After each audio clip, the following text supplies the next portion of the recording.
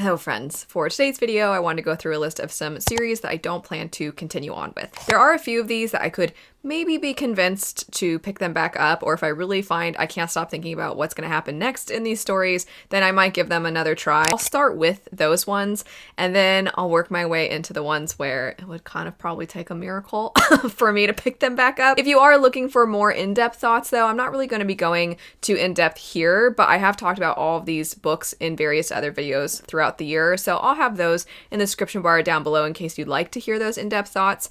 But jumping into it, the first one I feel like is kind of an exception, and I almost feel like it doesn't count, but that would be Kiki's Delivery Service. This is a very adorable middle grade story that is the thing that the well-known film is based off of. Both are precious. If you haven't seen the film, it's so cute, as are so many other films by that studio.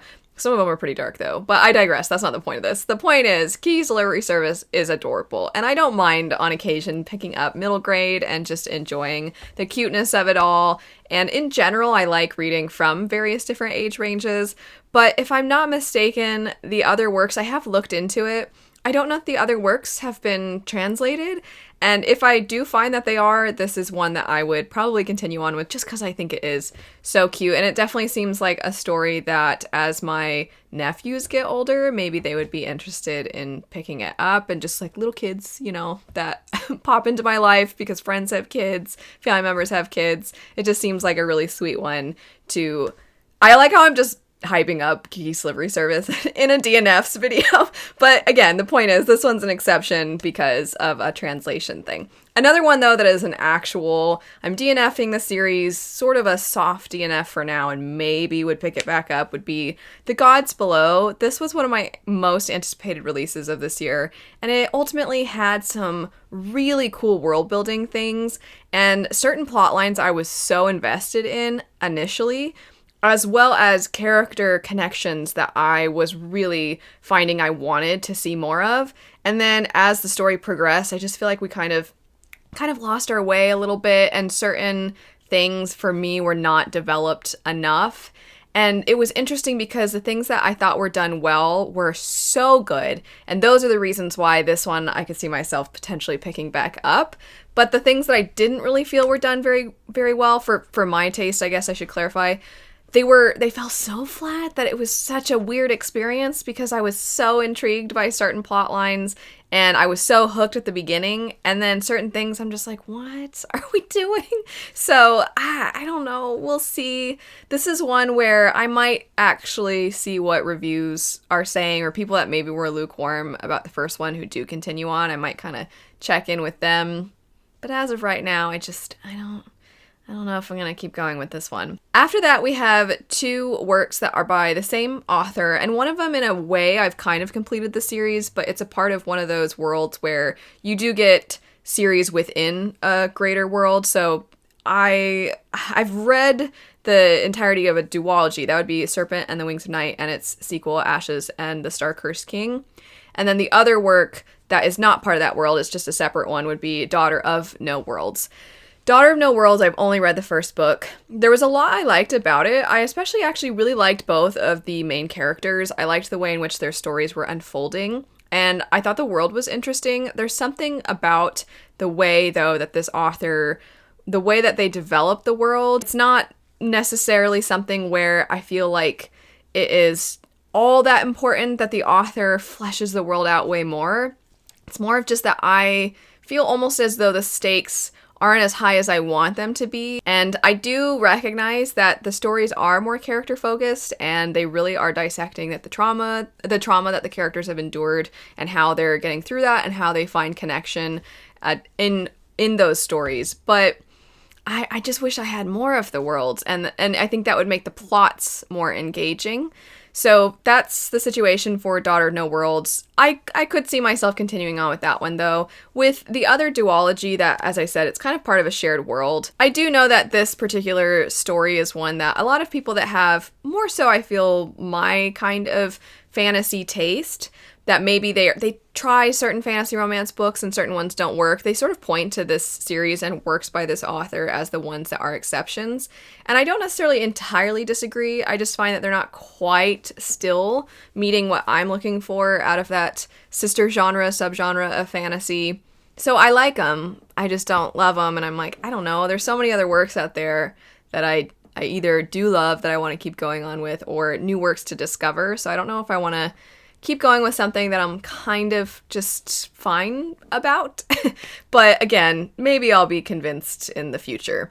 I do feel a little bad. I feel like a lot of the ones I'm starting with are more fantasy romance oriented, and that is true of this next one. Part of it is that I was really trying to branch out and explore, and as I've stated, I'm on my quest to find the fantasy romance works that work for me.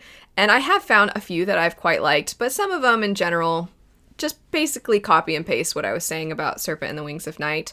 So this next one, Radiance, I thought that the couple was very cute.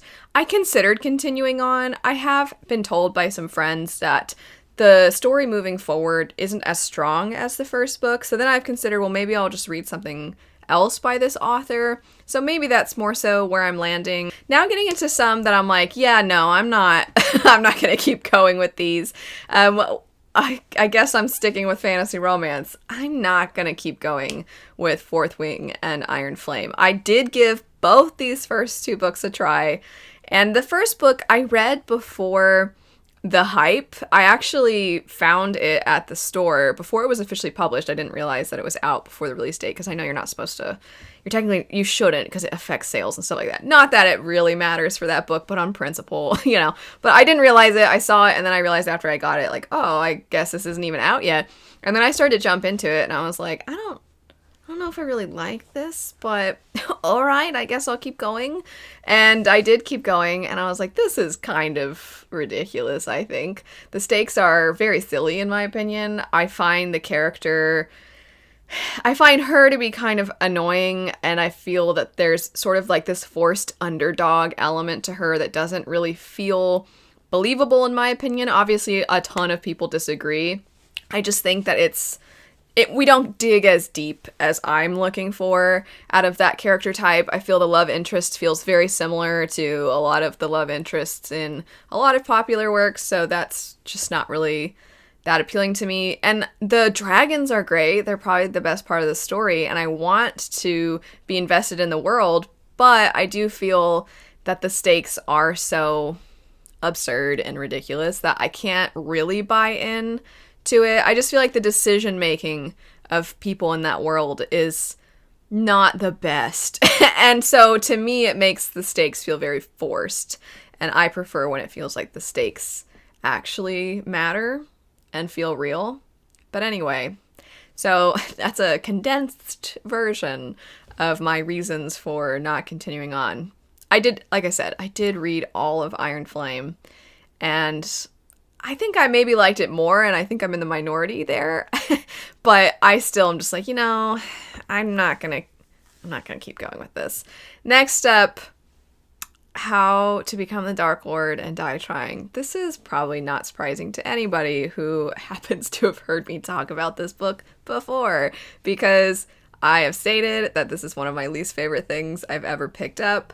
I feel that it's a subversion of a trope, and I was looking forward to that. I was looking forward to the camp and the self-awareness. I like all those things. I don't even mind also like stupid humor or over-the-top sexual humor.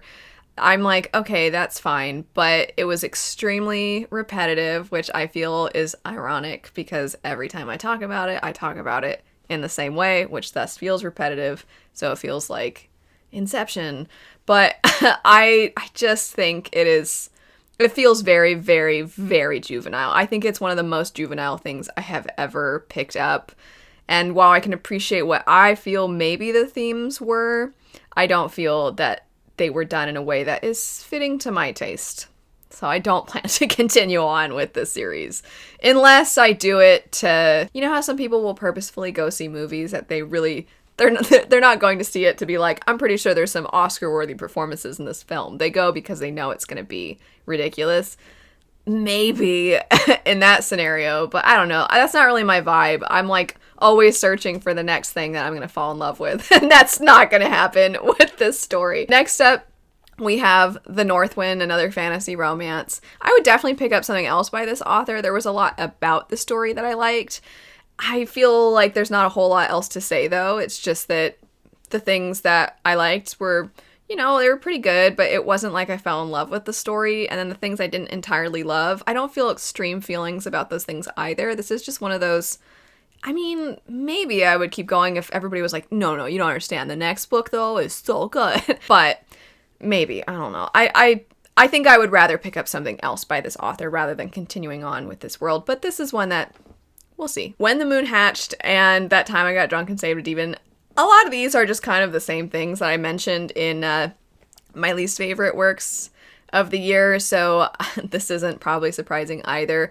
When the Moon Hatched had a lot of things there that I feel it had the potential to really appeal to what I'm looking for, and I just feel that the things that I wanted more of, it kind of got pushed back. And the things that I found annoying, really came to the forefront the further into the story we went. Plus, I do feel that the story is pulling a lot from other works that are quite popular. It is working for a lot of people, but to me, I think I just wanted the things that were making it more original. I wanted us to dive into those things more, as opposed to diving more into the things that just start. And I think this is maybe a tiny bit, The North Wind as well. Both of these stories feel quite Sarah J. Maas inspired. And I think The North Wind seems a lot more like that on surface level because they're both Beauty and the Beast retellings. But I think The North Wind, it did have a few things to it that I feel like it kind of went in its own direction. It wasn't exactly like ACOTAR.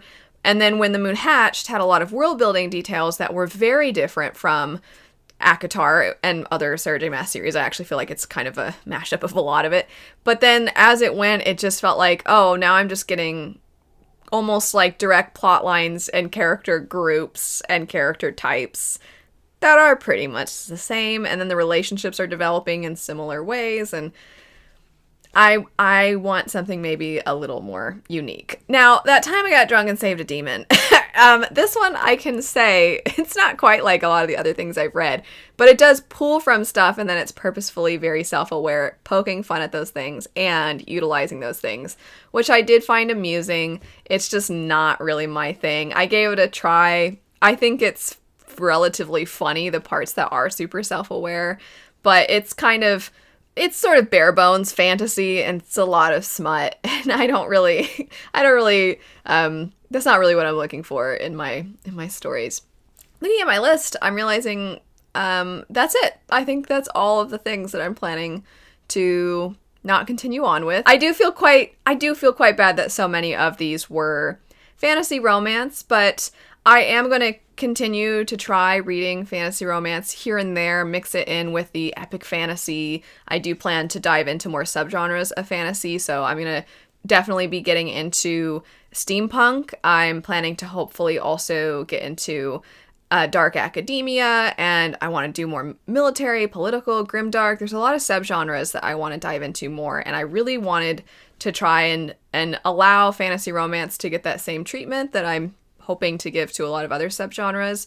And it's a process. Some of it's not going to work and some of it is, and a fair amount of these were ones that they just ultimately didn't work for me, but that's okay.